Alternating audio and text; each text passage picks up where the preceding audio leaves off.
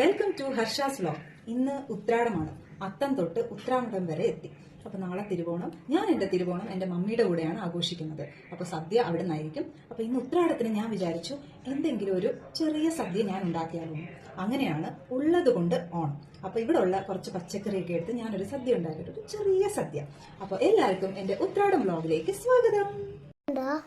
ഇതാണ് എരിശ്ശേരി. അപ്പം ഞാൻ ഇന്ന് എരിശ്ശേരിയാണ് ഉണ്ടാക്കാൻ പോകുന്നത്.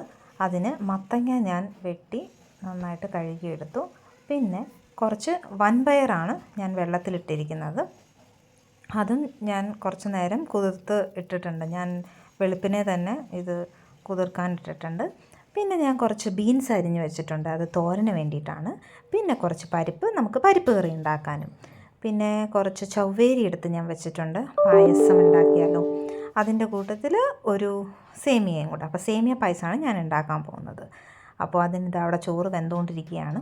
അപ്പോൾ നമ്മൾ എരിശ്ശേരി ഉണ്ടാക്കാൻ എന്താ ചെയ്യേണ്ടത്? ഇതെല്ലാം കൂടെ നമ്മളൊന്ന് വേവിച്ചെടുക്കണം. അപ്പോൾ വേവിക്കുന്നതിനകത്ത് നമുക്ക് കുറച്ച് ഉപ്പും മുളകും ഇതൊക്കെ ഇട്ടിട്ടാണ് വേവിക്കുന്നത്. അപ്പോഴേക്കും മഹേശ്വരം കുറച്ച് കറിവേപ്പിലയും ചെറിയ ഉള്ളിയും ഒക്കെ കൊണ്ടുവന്നിട്ടുണ്ട്. കുറച്ച് ഏത്തക്കയും വാങ്ങിച്ചിട്ടുണ്ട്. പിന്നെ ഞാൻ കുറച്ച് ഇല കൊണ്ടുവരാൻ പറഞ്ഞു. അന്നല്ലേ സദ്യക്കൊരു ഓളമുള്ളൂ. അങ്ങനെ കുറച്ച് ഇലയും വാങ്ങിയിട്ടുണ്ട്. ഞാനിന്നൊരു എരിശ്ശേരി വെക്കാനാണ് തീരുമാനിച്ചിരിക്കുന്നത്. അപ്പോൾ അതിന് മത്തങ്ങയും പിന്നെ വൻപയറും കൂടി ഇടുക. ഇതിലേക്ക് നമുക്ക് മുളക് പൊടിയും മഞ്ഞൾപ്പൊടിയും ഇട്ടൊന്ന് വിസിലടുപ്പിക്കാം.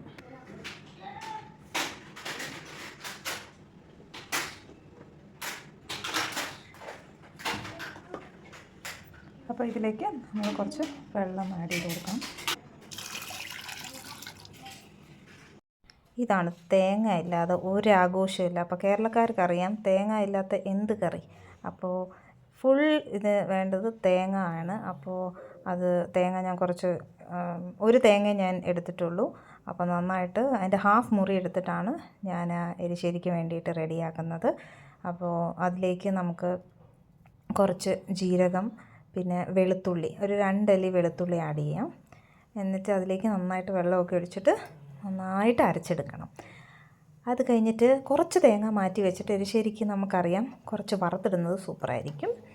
മീൻവയൽ അതിൻ്റെ പരിപ്പിനെ ഞാൻ വേവിക്കാൻ വെച്ചിരിക്കുകയാണ്. അതിലേക്ക് കുറച്ച് ഉള്ളി, ചെറിയ ഉള്ളി മേടിച്ചിട്ടുണ്ട്. അപ്പം ചെറിയ ഉള്ളിയും പച്ചമുളകും കുറച്ച് മഞ്ഞൾപ്പൊടി ഇട്ടിട്ട് കുറച്ച് വെളിച്ചെണ്ണയൊക്കെ ഒഴിച്ചിട്ട് നമുക്കിതൊന്ന് തിളപ്പിക്കാം കേട്ടോ. അപ്പോൾ ഇത് നന്നായി തിളച്ച് വരുന്നുണ്ട്. ഞാൻ കുക്കറിൽ വെച്ച് വിസിലടുപ്പിക്കുന്നില്ല. അത് കുറേ നേരം ഞാൻ വെള്ളത്തിലിട്ടുകൊണ്ട് ഇത് വേഗം വെന്ത് കിട്ടും. അങ്ങനെ ഇത് നന്നായിട്ട് തിളയ്ക്കുന്നുണ്ട്. മീൻവായിൽ നമ്മുടെ എരിശ്ശേരി ഓൾറെഡി വെന്ത് കഴിഞ്ഞിട്ടുണ്ട്. സോ ഇതാ ഈ ഒരു ലെവലായിട്ടുണ്ട്. നമ്മുടെ മത്തങ്ങയൊക്കെ നന്നായിട്ട് വെന്തിട്ടുണ്ട്. അപ്പോൾ ഞാൻ വൻപയറും നോക്കി, it is also fully cooked. അപ്പോൾ പിന്നെ ഞാനൊരു 10 വിസിൽ അടുപ്പിച്ചിട്ടുണ്ടാവും കേട്ടോ. അപ്പോൾ അങ്ങനെ അതിലേക്ക് ഞാൻ അരച്ച് വെച്ചിരിക്കുന്ന ആ കൂട്ട് ഇതിലേക്ക് ചേർത്ത് നന്നായിട്ട് മിക്സ് ചെയ്ത് കുറച്ച് നേരം ആ ഒരു പച്ചപ്പ് പോകാൻ വേണ്ടിയിട്ട് ഒന്ന് തിളപ്പിക്കണം. അങ്ങനെ അതൊക്കെ ഒന്ന് യോജിച്ച് വരുമ്പോഴത്തേക്ക് നമ്മൾ എന്ത് ചെയ്യണം, മറ്റേ വറുത്ത് വെച്ചിരിക്കുന്ന ആ സംഭവം ഇതിലേക്ക് ആഡ് ചെയ്ത് കൊടുക്കണം കേട്ടോ. അത് കുറച്ചൊന്ന് വേവണം, ആ പച്ചപ്പ് പോകാൻ വേണ്ടി. ഇവിടെ അപ്പോഴത്തേക്കും നമ്മുടെ പരിപ്പിൻ്റെ സംഭവം ഏകദേശം വെന്ത് തുടങ്ങിയിട്ടുണ്ട്. അപ്പോഴേക്കും ഞാൻ ഇതിലേക്ക് കുറച്ച് താളിച്ചിടാൻ, ഇപ്പോൾ എരിശ്ശേരിക്കകത്ത് താളിച്ചിടാൻ വേണ്ടിയിട്ട് കുറച്ച് എണ്ണ ഒഴിക്കുക. അതിലേക്ക് കടുക്, വറ്റൽമുളക്, കറിവേപ്പില, ഇതാണ് മെയിൻ. ഇത് നന്നായിട്ട് ചിലർ ഉലുവയിടും, ഉലുവയും കൂടി ഇട്ടാൽ നല്ല ടേസ്റ്റ് ആയിരിക്കും. അതെല്ലാം കൂടി ഇട്ട് നന്നായിട്ട് വറുത്തെടുക്കുക. അത് വറുത്തിട്ട് നമ്മുടെ എരിശ്ശേരിക്കകത്തേക്ക് ഇടണം. അപ്പോൾ ഇതാണ് നമ്മൾ ചെയ്യുന്ന സീസണിങ്. പിന്നെ അതിൻ്റെ കൂട്ടത്തിൽ ഞാൻ വറുത്ത് വെച്ചിരിക്കുന്ന കുറച്ച് തേങ്ങ ഉണ്ടല്ലോ, അതും കൂടെ അതിൻ്റെ പുറത്തേക്ക് ഇട്ടിട്ട് നന്നായിട്ടൊന്ന് മിക്സ് ചെയ്ത് കൊടുക്കുക. അപ്പം ഒരു പ്രത്യേക സ്വാദാണ് അതിന്. അപ്പോൾ ഇതാണ് എൻ്റെ എരിശ്ശേരി. അപ്പോൾ ഇറ്റ് ഈസ് വെരി ഈസി. നമ്മൾ ആദ്യം ഒക്കെ വിചാരിക്കും അയ്യോ ഭയങ്കര കഷ്ടമാണ്, ഈ പേരൊക്കെ കേൾക്കുമ്പോൾ ഇത് എങ്ങനെ ഉണ്ടാക്കും എന്നൊക്കെ വിചാരിക്കും. പക്ഷേ ഉണ്ടാക്കി വരുമ്പം ഇറ്റ് ഈസ് ഭയങ്കര ഈസി ആട്ടോ. എന്ന് വെച്ചാൽ തേങ്ങ കൊണ്ട് എല്ലാ സംഭവവും സെയിം ഇതേപോലെയാണ് അരയ്ക്കുക. അതേപോലെ വെളുത്തുള്ളി, ജീരകം, ഈ ഒരു സംഭവം ഇട്ട് അരച്ച് ആണ് മിക്ക കറികളും. ഇപ്പം നമ്മൾ പച്ചടി, കിച്ചടി ഇതൊക്കെ ഉണ്ടാക്കുമ്പോഴും ഈ ഒരു പ്രോസസ്സിങ് തന്നെയാണ് കേട്ടോ. അപ്പോൾ വലിയ പാടുള്ള സംഭവമല്ല എന്ന് എനിക്ക് മനസ്സിലായി. പിന്നെ അപ്പോഴേക്കും എൻ്റെ പരിപ്പൊക്കെ ഏകദേശം വെന്ത് വന്നു. അതിലേക്ക് ഞാൻ ചെറിയ ഉള്ളിയൊക്കെ ഇട്ടത് നമ്മളൊന്ന് ഉടച്ച് കൊടുക്കുക. അപ്പോൾ ഇത് നിങ്ങൾ കുക്കറിൽ വേണമെങ്കിലും വേവിക്കാം കേട്ടോ. പിന്നെ അതേ പ്രോസസ്സ് തന്നെയാണ് തേങ്ങ, ഞാൻ കുറച്ച് ജീരകം, വെളുത്തുള്ളി എരിശ്ശേരിക്ക് ചെയ്ത അതേപോലെ തന്നെയുള്ള കൂട്ടാണ് അത്. നമ്മൾ ഇതിലേക്കിട്ടിട്ട് നന്നായിട്ടൊന്ന് മിക്സ് ചെയ്യണം. പിന്നെ നമ്മൾ കുറച്ച് നെയ്യിൽ, അപ്പം നല്ല സ്വാദായിരിക്കും. നെയ്ക്കകത്ത് നമ്മൾ കുറച്ച് കടുക്, വറ്റൽമുളക്, കറിവേപ്പില ഇതെല്ലാം കൂടെ താളിച്ച് നമ്മൾ ആ പരിപ്പിലേക്ക് ഒഴിക്കാവുന്നതാണ്.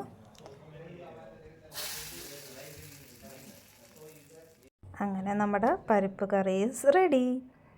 പിന്നെ അടുത്തത് ഞാൻ ബീൻസ് തോരൻ വെക്കാമെന്ന് വിചാരിച്ചു. അതിലേക്ക് നമ്മുടെ പാൻ എടുക്കുക. ഇതെൻ്റെ സ്ഥിരം പാനായിരിക്കും, നിങ്ങൾക്കൊക്കെ അറിയാവുന്നതാണ്. സോ ഞാൻ ഈ കാസ്റ്റ് അയണിൻ്റെ പാനാണ് എപ്പോഴും യൂസ് ചെയ്യുന്നത്. അതിലേക്ക് എണ്ണ ഒഴിക്കുക, കടുകിടുക, കറിവേപ്പില, കുറച്ച് ഉള്ളി, ഇതെല്ലാം കൂടെ ഒന്ന് മൂപ്പിച്ചിട്ട് നന്നായിട്ട് കുറച്ച് ഉപ്പ് ഇട്ടോളൂ. അപ്പം വേഗം യോജിക്കില്ല, പെട്ടെന്ന് ഒന്ന് വഴറ്റി കിട്ടും. പിന്നെ നമുക്ക് ഇതിലേക്ക് നമ്മൾ അരിഞ്ഞു വെച്ചിരിക്കുന്ന ബീൻസ്, അപ്പം അതും അതിലേക്ക് ഇടുക.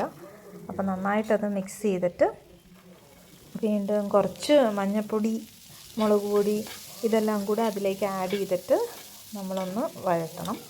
അപ്പോൾ ബീൻസ് കുറേ എന്താ പറയുക, ആവി കയറ്റി നമ്മൾ വേവിക്കണം, അല്ലെങ്കിൽ ഇങ്ങനെ മുരിഞ്ഞ് കിടക്കുന്നത് നന്നാവില്ല. അപ്പോൾ ഇവിടെ മഹേശ്വരനൊക്കെ ഇച്ചിരി മുരിയാതെ കിടക്കുന്നതാണ് അവർക്കിഷ്ടം. അപ്പോൾ അങ്ങനെ ഞാനത് വളരെ ശ്രദ്ധയോടാണ് ചെയ്തിരിക്കുന്നത്. അപ്പോൾ നന്നായിട്ട് വഴറ്റിയതിന് ശേഷം നമുക്ക് കുറച്ച് വെള്ളം ഒഴിച്ച് അടച്ച് വെച്ച് വേവിക്കണം. അപ്പോൾ അതിന് മുന്നേ ഞാൻ മഞ്ഞൾപ്പൊടി ഇട്ടു, എന്നിട്ട് കുറച്ച് വെള്ളമൊക്കെ ഒഴിച്ച് കുറച്ച് നേരം നമുക്ക് അടച്ച് വെച്ച് വേവിക്കാം. അത് കഴിഞ്ഞ് ഇനി പായസത്തിനുള്ള സംഭവമാണ്. അപ്പോൾ ഞാൻ ഒരു പാത്രത്തിൽ ചവ്വേരി വെച്ച് വേവിക്കുന്നുണ്ട്, ഒരു പാത്രത്തിൽ സേമിയ ഓൾറെഡി റോസ്റ്റഡ് ആണ്. പിന്നെ നമ്മുടെ തോരൻ ഏകദേശം ഞാൻ റെഡി ആയിട്ടുണ്ട്. അതിലേക്ക് ഞാൻ തേങ്ങ, ഞാൻ പറഞ്ഞില്ലേ ബാക്കിയുള്ള തേങ്ങ ഞാനിതിലേക്കിട്ട് ലാസ്റ്റ് വീണ്ടും കുറച്ച് മുളക് പൊടി ഇട്ടിട്ട് ഞാനൊന്ന് വഴറ്റി. അപ്പോൾ ഈ ഒരു വേവാണ് ഇവർക്കിഷ്ടം. അപ്പോൾ എൻ്റെ ഓൾമോസ്റ്റ് തോരനും റെഡിയായി. പിന്നെ ഇവിടെ വന്നിട്ട് നമ്മൾ പാലൊന്നും യൂസ് ചെയ്യുന്നില്ല, ശർക്കര പായസമാണ് ഉണ്ടാക്കുന്നത്. അപ്പോൾ ശർക്കര സേമിയയുടെ കൂടെ ഇട്ടിട്ടാണ് അത് ഇതാക്കുന്നത്. പിന്നെ ഇതിലേക്ക് നമ്മൾ അണ്ടിപ്പരിപ്പും മുന്തിരിയൊക്കെ ഇടണം. അപ്പം നെയ്യിൽ, അതും പ്രത്യേക സ്വാദല്ലേ, അപ്പം നെയ്യിലാണ് ഞാൻ കുറച്ച് അണ്ടിപ്പരിപ്പും മുന്തിരിയും കൂടെ ഒന്ന് ഇതാക്കിയിട്ട് നമ്മൾ പായസത്തിലേക്ക് ഇടുകയാണ്. അപ്പോൾ അതിൽ വന്നിട്ട് കുറച്ച് കാടമം ഒക്കെ ഇട്ടിട്ട് അപ്പം നല്ലൊരു അരോമയും കൂടെ കിട്ടും. അങ്ങനെ എൻ്റെ പായസവും ഏകദേശം റെഡിയായി. അപ്പോൾ ഇതെല്ലാം സൈമൾട്ടേനിയസ്ലി ആട്ടോ ചെയ്യുന്നത് ഞാൻ. ഇറ്റ്സ് ലൈക്ക് ഈ പ്രാവശ്യം മഹേശ്വരനൊന്നും ഹെൽപ്പ് ചെയ്തില്ല, ഞാൻ തന്നെയാണ് ചെയ്തിരിക്കുന്നത്. അപ്പം വീഡിയോ എടുക്കലും കുക്കിങ്ങും ഇറ്റ്സ് ലൈക്ക് അടിപൊളിയാണ്. നമ്മൾ വിചാരിക്കും അയ്യോ it's a big process and നമ്മളെ കൊണ്ട് പറ്റുമോ എന്നൊക്കെ വിചാരിക്കും, പക്ഷേ ഇറ്റ് ഈസ് പോസിബിൾ. അങ്ങനെ നമ്മുടെ പായസവും സൂപ്പറായി, നല്ല രസമുണ്ടാകും. നെയ്യ് അങ്ങനെ കിടക്കുന്നതാണ് നല്ല രസമല്ലേ. അപ്പോൾ ഓൾമോസ്റ്റ് എൻ്റെ സദ്യ ഒക്കെ റെഡി ആയിട്ടുണ്ട്. ലാസ്റ്റ് നമ്മൾ പപ്പടം കാച്ചാൻ പോവാണ്. അപ്പോൾ അതിന് ഞാൻ ഒക്കെ റെഡിയാക്കുന്നുണ്ട് കേട്ടോ.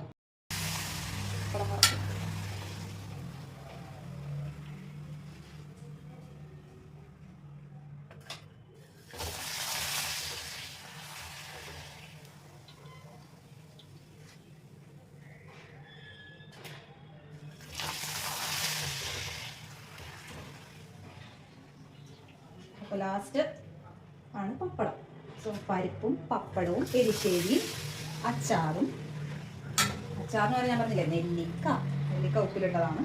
പിന്നെ ഒരു സേമിയ പായസം.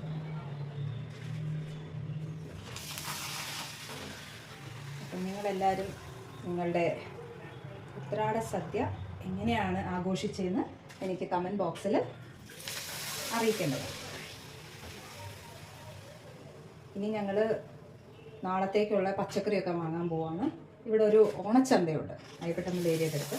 അവിടെ നിന്ന് നമ്മൾ കുറേ സാധനങ്ങളൊക്കെ വാങ്ങിച്ച് നാളെ ഞങ്ങളുടെ ഓണം മമ്മിയുടെ അടുത്താണ് ആഘോഷിക്കുന്നത്. അപ്പോൾ എൻ്റെ ഉത്രാട സദ്യയൊക്കെ റെഡി ആയിട്ടുണ്ട്. ഞാനിനി ഇലയൊക്കെ ക്ലീൻ ചെയ്തിട്ട് ഞങ്ങൾ ഊണ് കഴിക്കാൻ പോവാണ്. Come let's go. അപ്പോൾ നമുക്കിനി ഊണ് കഴിക്കാം അല്ലേ. അപ്പോൾ എരിശ്ശേരി, ബീൻസ് തോരൻ, പരിപ്പ് കറി, പായസം, അത് സേമിയ പായസം കേട്ടോ, ശർക്കരയാണ് യൂസ് ചെയ്തിരിക്കുന്നത്, പപ്പടം, പിന്നെ ഇലയൊക്കെ ഞാൻ അങ്ങനെ ഇട്ടിട്ടുണ്ട്, 3 പേരേ ഉള്ളൂ. പിന്നെ ഇതാണ് ഞാൻ പറഞ്ഞ ഉപ്പിലിട്ട നെല്ലിക്ക. അപ്പോൾ ഇത് ഞാനൊരു വ്ളോഗ് വീണ്ടും ഇടുന്നതായിരിക്കും. അപ്പോൾ അച്ചാറിന് പകരം ഞങ്ങളിതാണ് ഇന്ന് കൂട്ടുന്നത്. അതാണ് ഞാൻ പറഞ്ഞത്, ഉള്ളത് കൊണ്ട് ഓണം. അപ്പോൾ ഞാനെല്ലാം വിളമ്പുകയാണ്. ഇന്ന് ഞങ്ങൾ 3 പേരേ ഉള്ളൂ. വൈഗ മമ്മിയുടെ അടുത്താണ്, അശ്വിനാണെങ്കിൽ അവൻ്റെ ഫ്രണ്ട്സായിട്ട് പുറത്ത് പോയിരിക്കുകയാണ്. അപ്പം ഞങ്ങളാണിന്ന് സദ്യ കഴിക്കുന്നത്. അപ്പം ഇറ്റ് ഈസ് വെരി സിമ്പിൾ. ഞാൻ വളരെ ചുരുക്കത്തിൽ ഞാനെല്ലാം ഒരുപാട് കറികളൊന്നും ഉണ്ടാക്കിയില്ല. എരിശ്ശേരിയും പരിപ്പും പപ്പടവും പിന്നെ ഒരു തോരൻ, അത് സിമ്പിളായിട്ടുള്ളതാണ് ഇന്ന് ഉണ്ടാക്കിയത്. അപ്പോൾ പപ്പടവും പരിപ്പും കൂടെ അങ്ങോട്ട് പൊടിച്ച് അങ്ങോട്ട് കഴിക്കുക. പിന്നെ പായസം ലാസ്റ്റാണ് വിളമ്പുന്നത്, പക്ഷേ നമ്മൾ സൈഡിൽ അതൊരു അലങ്കാരമായിട്ട് ഇരിക്കട്ടെ. ലാസ്റ്റ് എല്ലാം കഴിച്ചതിന് ശേഷമാണ് നമ്മൾ ലാസ്റ്റ് പായസം വിളമ്പുന്നത്. പക്ഷേ ഇത് അങ്ങനെ ഞങ്ങൾ വിളമ്പുകയാണ്.